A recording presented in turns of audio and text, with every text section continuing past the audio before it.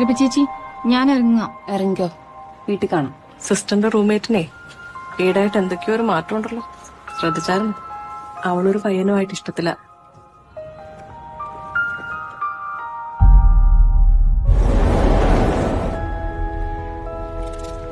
ഇത് പ്രവേശിക്കാണല്ലോ. ഇതിപ്പോ ആരയക്കാനാ?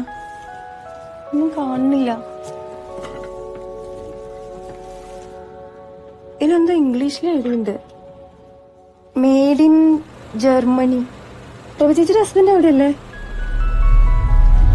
Last time कभी फोन किया था उसने, 1 साल से ऊपर हो गए.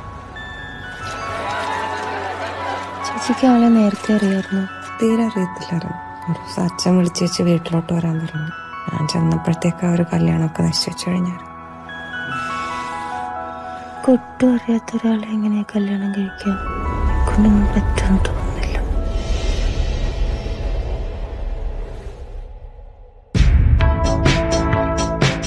അതിനെന്റെ മോനെ രാത്രി വരെ കാത്തിരിക്കേണ്ടി വരും. പക്ഷേ തൽക്കാലത്തേക്ക് ഞാൻ ഈ മേഘത്തിന്റെ കയ്യിൽ വെച്ച് ഉമ്മ കൊടുത്തു വിട്ടാലോ?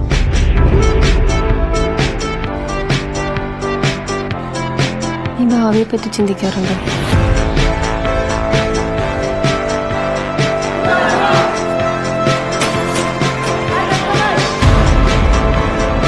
ആൾക്കാരെ നമുക്കറിയാം, പക്ഷെ നല്ലതാവാൻ വലിയ സമയമൊന്നും